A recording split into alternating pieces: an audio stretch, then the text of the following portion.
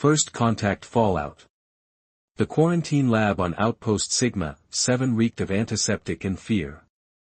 Raven Blackwood adjusted her breathing mask, eyes fixed on the containment chamber where their guest sat motionless. The alien hadn't moved in hours, her translucent skin catching the harsh fluorescent lights and sending iridescent patterns dancing across the sterile white walls. "Don't get too close," Commander Jackson warned from the doorway, his hand resting casually on his sidearm. "That thing killed 3 security officers on the transport ship." Raven nodded without turning. "So the reports say." "Those aren't reports, Doctor. Those are facts." Jackson's voice carried the edge of someone who'd already made up his mind. "The Vox are dangerous. This one's no different." But Raven wasn't convinced. Something about the official story didn't add up. The Vox had maintained peaceful relations with humanity for decades, even if that peace was strained by mutual distrust. An unprovoked attack seemed out of character. "I'd like some time alone with the subject," Raven said, checking her monitoring equipment. Jackson laughed, a harsh sound devoid of humor. "No chance. Regulations state." "Regulations also state that I'm the lead xenobiologist here, and my assessment takes priority." Raven finally turned to face him. "You can watch through the cameras. She's secured. I need to establish a baseline without her feeling threatened." The commander's jaw tightened, but he nodded curtly before leaving. The door sealed with a pneumatic hiss, leaving Raven alone with the alien. Well, not entirely alone. The Vox was watching her through eyes that resembled liquid mercury, pupils expanding and contracting like ripples in a silver pond. Her slender arms were folded close to her torso, bound by restraints that looked unnecessarily tight. "Hello," Raven said, keeping her voice soft as she approached the transparent barrier. "My name is Dr. Raven Blackwood. I'm here to help you." The alien's head tilted slightly, her long neck curving with unexpected grace. When she spoke, her voice emerged through the translator as strangely melodic, like wind chimes in a storm. "Your words say help. Your species says danger. Which should I believe, human?" Raven hesitated, then pulled a chair closer to the barrier and sat down. "What's your name?" A pause. "Thelies. I am called Thelies." "Thelies, I want to understand what happened on the transport ship." The alien's silver eyes widened slightly, and Raven caught something in them, not the cold calculation humans attributed to the Vox, but something that looked disturbingly like pain. "They were afraid. Fear makes your kind violent." Thelies' gaze dropped to her bound limbs. "As it does mine." Over the next 3 hours, Raven worked methodically, taking readings and asking questions. The official report claimed Thelies had broken free during routine transport and attacked without provocation. But as the alien story unfolded, a different picture emerged, one of panic, misunderstanding, and then tragedy. "I was sleeping," Thelies explained. "When I sleep, my skin releases defense pheromones, automatic, instinctive. The guards thought I was attacking. They used electric prods. Pain changes things." Raven nodded, making notes. "And then?" "Then there was confusion. Shouting. One guard fell, heart failure, perhaps from my pheromones. The others attacked. I defended." Her silver eyes met Raven's. "I did not wish death."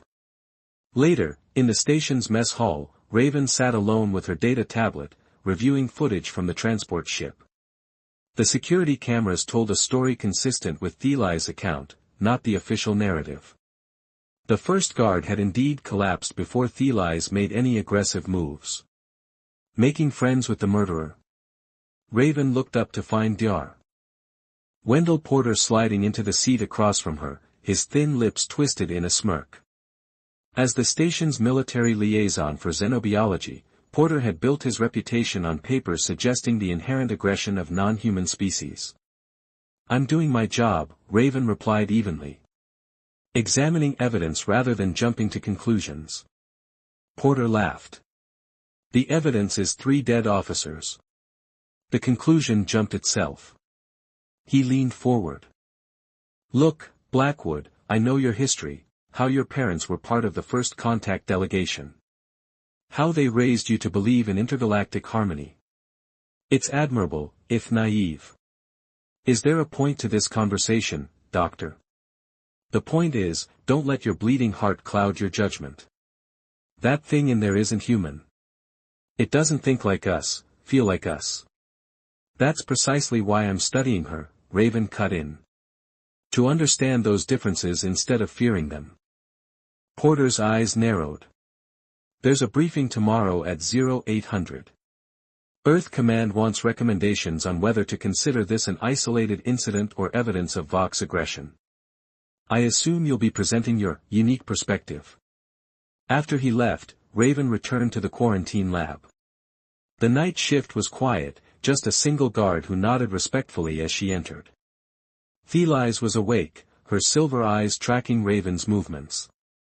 You returned, the alien observed. Others do not. Others don't look closely enough, Raven replied, settling into her chair. Your eyes, they're expressive in ways most humans don't recognize. Thelise's head tilted again. What do you see in them, human? Raven considered her answer carefully. Sorrow. Intelligence. And something everyone else is missing, fear. For the first time, Thelise moved closer to the barrier, her bound limbs awkwardly positioned. Your species believes we do not feel as you do. That we are cold, calculating. And are you? We feel everything. Perhaps too much. A ripple passed through Thelise's translucent skin. Your scientists study our biology but miss our essence. You see our differences and call them alien. We see yours and call them fascinating. Raven found herself leaning forward. What happened between our species, Thelise? We've maintained peace for decades, but there's always been this undercurrent of distrust. The Crystal Moon incident, Thelise replied, her voice dropping. When your military destroyed a sacred Vox outpost, claiming it housed weapons. It held only memory crystals, our history, our songs. I've never heard of that incident, Raven said, frowning. Few humans have. Your government called it a training accident. Mine called it the beginning of the end. Raven's data tablet chimed with an alert. She glanced down to see a message from Commander Jackson, subject TOB transferred to Earth facility tomorrow. Prepare final report.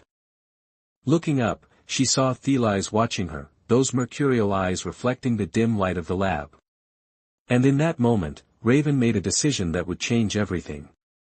I need to ask you something, she said quietly, moving closer to the barrier. And I need you to answer honestly. Did you attack those guards, or were you defending yourself? Thelise's 4 arms shifted beneath their restraints. In my culture, we have a saying, truth lives in the eyes when lies fall from the mouth. Look into my eyes, human. What do you see? Raven did.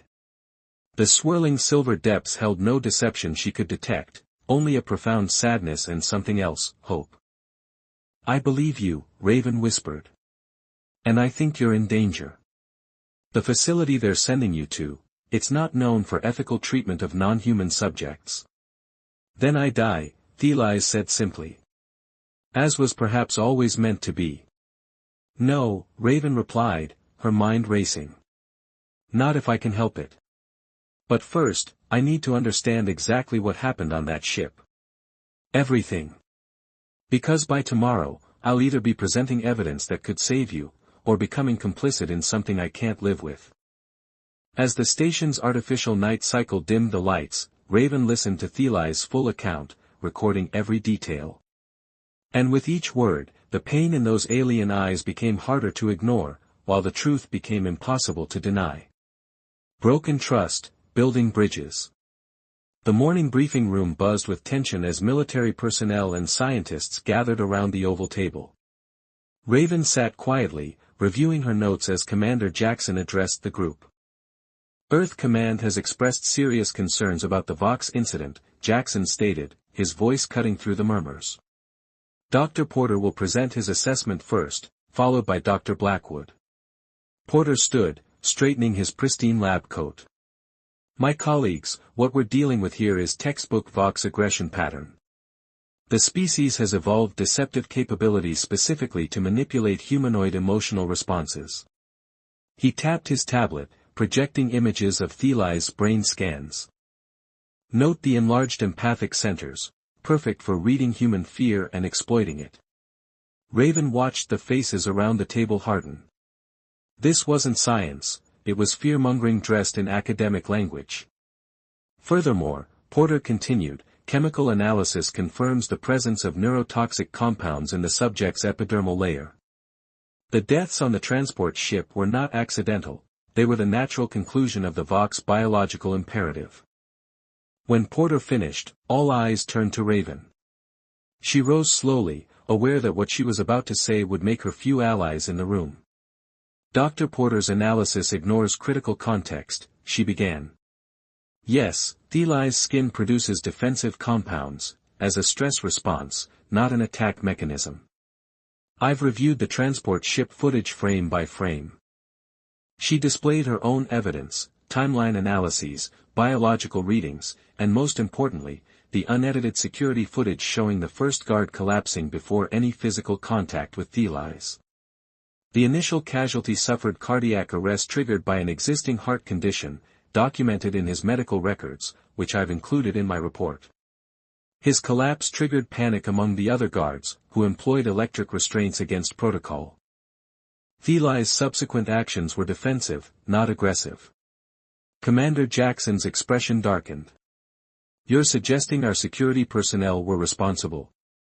I'm suggesting a tragic cascade of misunderstandings, Commander. Raven met his gaze steadily. And I believe sending Theli's to Earth for further examination would compound that tragedy. Dr. Porter scoffed. Typical xenophile sentimentality. The Vox have manipulated you, Doctor, just as they've tried to manipulate human policy for decades.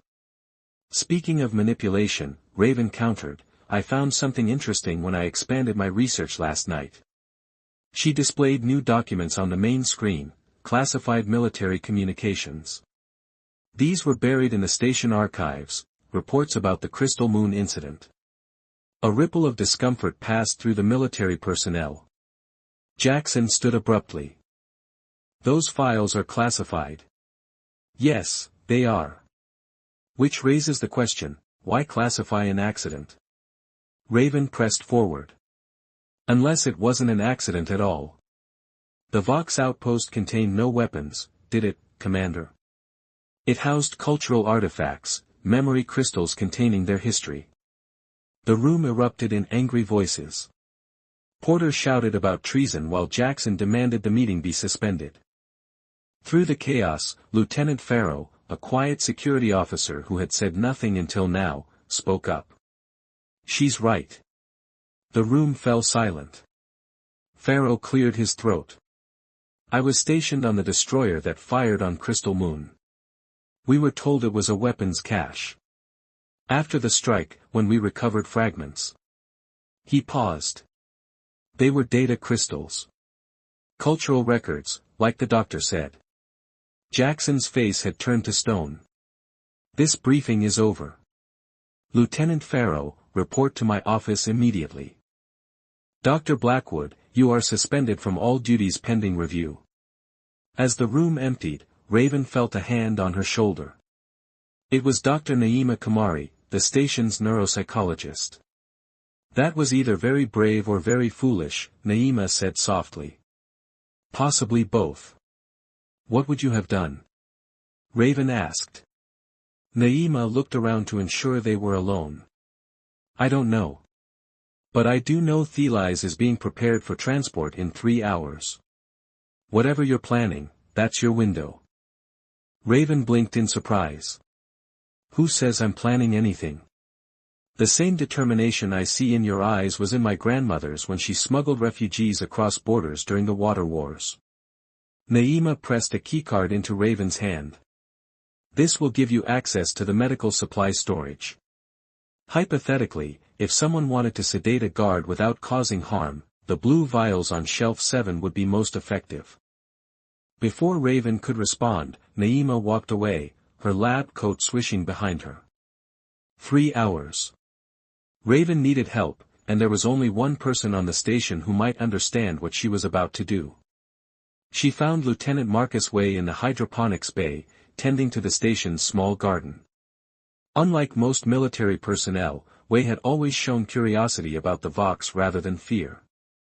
"I need to know if what I heard about you is true," Raven said without preamble. Way continued pruning a tomato plant. "You'll need to be more specific, Doctor. That before joining Earth Command, you worked with the Interspecies Diplomatic Corps. That you actually lived among the Vox for a year." His hand stilled. "Those records were supposed to be sealed. Were they lying about you, or were you lying about them?" Raven pressed. Way sighed, finally turning to face her. "What do you want, Doctor?" "The truth. What are the Vox really like? Not what's in our textbooks or military briefings." For a long moment, Way said nothing. "Then, they're not what we've been told. Their society values emotional connection above all else, they consider our focus on individual achievement bizarre. They're intensely communal, with complex family structures. And they're peaceful, unless threatened." He studied her face. "Why are you asking?" "Because in 2 hours, Thelize will be transported to a facility where she'll be dissected rather than understood. And I can't let that happen." Way's expression revealed nothing. "That sounds dangerously close to treason, Doctor." "Maybe. Or maybe it's the most human thing I could do." Raven held his gaze. "Help me, or report me. Those are your options." After what felt like an eternity, Way reached into his pocket and pulled out a small device. "Station access codes change every 12 hours. This will keep you ahead of the system for about 30 minutes once activated." He pressed it into her palm. "I never gave you this. If asked, I'll say you stole my credentials." "Thank you," Raven whispered. "Don't thank me yet." Way returned to his plants.